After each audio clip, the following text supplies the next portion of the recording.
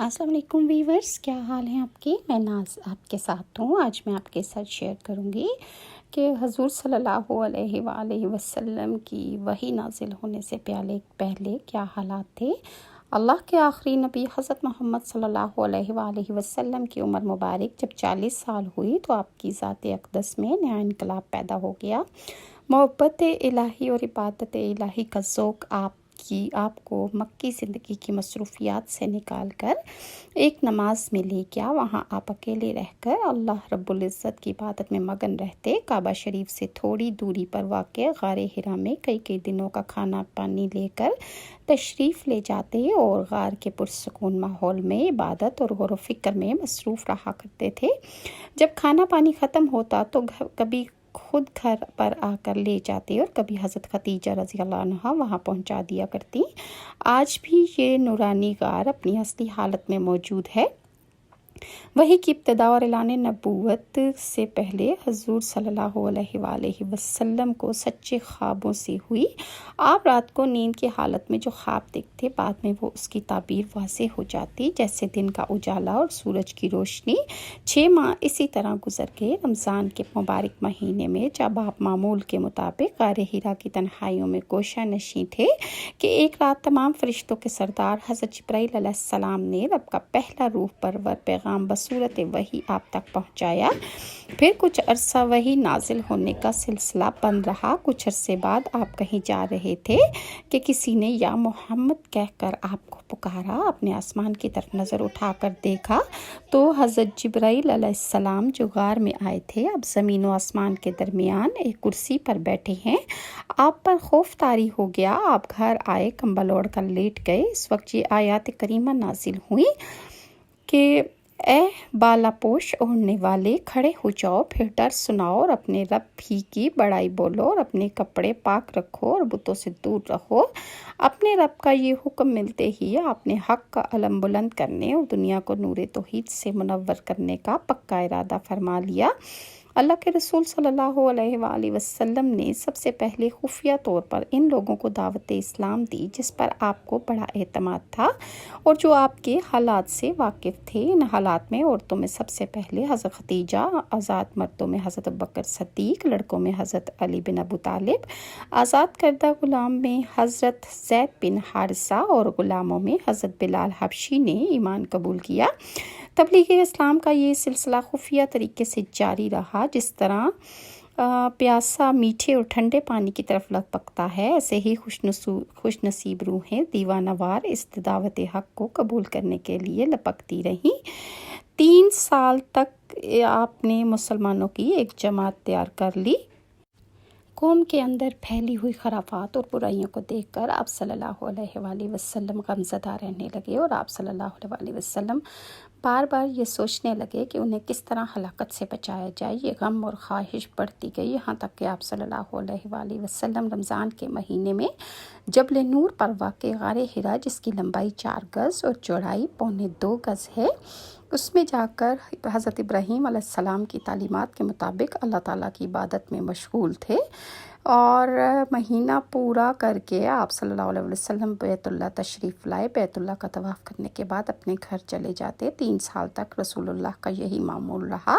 پھر جب حضور صلی اللہ علیہ وآلہ وسلم کی عمر مبارک 40 سال ہوئی تو آپ صلی اللہ علیہ وآلہ وسلم کو سچے خواب آنا شروع ہو گئے۔ پھر روشنی نظر آنے لگی اور بے جان چیزوں کی آواز سنائی دینے لگی۔ رسول اللہ فرماتے ہیں، میں مکہ کے ایک پتھر کو پہچانتا ہوں جو نبوت ملنے سے پہلے مجھے سلام کیا کرتا تھا۔ 30 رمضان کے مہینے میں جب رسول اللہ صلی اللہ علیہ وآلہ وسلم کی عمر مبارک 40 سال 6 ماہ اور 12 دن ہو گئی، 21 رمضان المبارک بروز پیر بمطابق 10 اگست سن 610 عیسوی میں آپ صلی اللہ علیہ وآلہ وسلم غار حرا میں اللہ تعالیٰ کی عبادت میں مصروف تھے کہ اچانک جبرائیل علیہ السلام سامنے آئے اور کہا، اقرا۔ آپ صلی اللہ علیہ وآلہ وسلم پڑھیے۔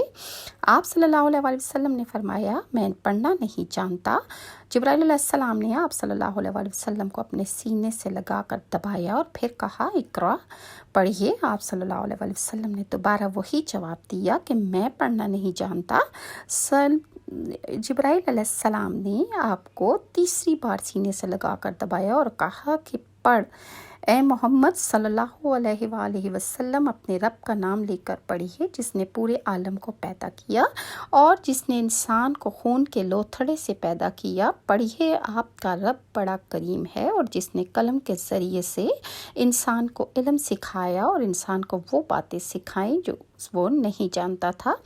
یہ سورہ الگ تھی جو اللہ تعالیٰ نے سب سے پہلے آپ پر نازل کی، اور ان آیات کو سیکھ کر آپ صلی اللہ علیہ وآلہ وسلم گھر تشریف لائے۔ اس وقت آپ صلی اللہ علیہ وآلہ وسلم کا دل گھبراہٹ کی وجہ سے کانپ رہا تھا۔ آپ صلی اللہ علیہ وآلہ وسلم نے حضرت خدیجہ سے فرمایا، مجھے کمبل اڑا دیجئے، مجھے کمبل اڑا دیجئے۔ انہوں نے آپ صلی اللہ علیہ وآلہ وسلم کو کمبل اڑا دیا۔ کچھ دیر بعد حضور پاک کی گھبراہٹ ختم ہوئی تو آپ صلی اللہ علیہ وآلہ وسلم نے حضرت خدیجہ کو غار والا پورا واقعہ سنایا اور کہا، مجھے اپنی جان کے بارے میں خوف محسوس ہو رہا ہے۔ حضرت خدیجہ نے آپ صلی اللہ علیہ وآلہ وسلم کو تسلی دیتے ہوئے کہا کہ اللہ کی قسم ایسا ہرگز نہیں ہو سکتا، اللہ نے آپ کو کبھی رسوا نہیں کرے گا، اس لیے کہ آپ صلی اللہ علیہ وآلہ وسلم رشتہ داروں سے صلح رحمی کرتے ہیں، بے سہاروں کو سہارا دیتے ہیں، بوجھ اٹھاتے ہیں لوگوں کا، تنگ دست لوگوں کی مدد کرتے ہیں، مہمانوں کی میزبانی کرتے ہیں، مصیبت کے وقت لوگوں کی مدد کرتے ہیں۔ اس کے بعد آپ رضی اللہ عنہ حضور صلی اللہ علیہ وآلہ وسلم کو اپنے چچا زاد بھائی ورقہ بن نوفل کے پاس لے گئیں۔ ورقہ بن نوفل عیسائی عالم تھے اور انجیل کا عبرانی زبان میں ترجمہ کر رہے تھے۔ اس وقت وہ بوڑھے اور نابینا ہو چکے تھے۔ حضرت خدیجہ نے کہا، بھائی جان آپ اپنے بھتیجے کی باتیں سنیں۔ ورقہ بن نوفل نے کہا، اے بھتیجے سناؤ۔ آپ صلی اللہ علیہ وآلہ وسلم کے ساتھ جو واقعہ پیش آیا آپ نے وہ پورا واقعہ کہہ سنایا۔ اس واقعے کو سنتے ہی انہوں نے کہا کہ یہ تو وہی ناموس وہی لانے والا فرشتہ ہے جو موسیٰ علیہ السلام پر نازل ہوا کرتا تھا۔ پھر کہنے لگے، کاش میں اس وقت تک زندہ رہوں جب نبی کریم صلی اللہ علیہ وآلہ وسلم کی قوم آپ کو یہاں مکہ سے نکال دے گی۔ آپ صلی اللہ علیہ وآلہ وسلم نے پوچھا کہ واقعی میری قوم مجھے یہاں سے نکال دے گی؟ ورقہ نے کہا، جی ہاں، جب بھی کوئی رسول آپ جیسا پیغام لے کر آتا ہے تو اس سے ضرور دشمنی کی گئی ہے۔ اگر میں نے تمہارا وہ نبوت والا زمانہ پا لیا تو ضرور تمہاری مدد کروں گا۔ اس کے بعد کچھ عرصے بعد ہی ورقہ بن نوفل وفات پا گئے اور کچھ عرصے تک حضور صلی اللہ علیہ وآلہ وسلم پر وحی کا سلسلہ بند ہو گیا۔ پہلی وحی کے بعد کچھ عرصے کے لیے آپ صلی اللہ علیہ وآلہ وسلم پر وحی آنا جب بند ہو گئی تو حضور پاک صلی اللہ علیہ وآلہ وسلم بہت زیادہ غمگین رہنے لگے۔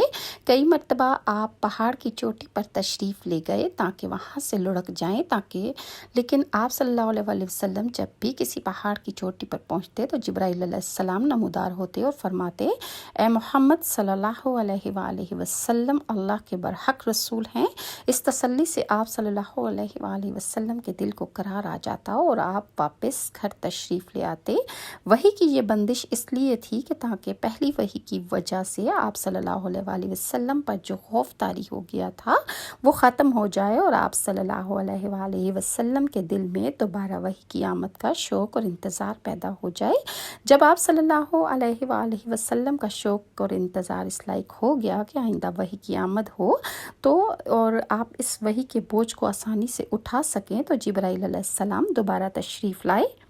دوبارہ وحی کے نزول پر حضور صلی اللہ علیہ وآلہ وسلم کی کیا کیفیت تھی اور وحی کے نزول پر جو آپ کو جنوں اور شیاطین سے کی باتیں آپ نے سنی، انشاءاللہ وہ نیکسٹ ٹائم میں آپ کے ساتھ شیئر کروں گی۔ تب تک کے لیے ناز کو اجازت دیں۔ اگر آپ کو میری ویڈیوز اچھی لگتی ہیں تو لائک اور سبسکرائب ضرور کیجیے گا۔ نیکسٹ ویڈیو تک کے لیے اللہ حافظ۔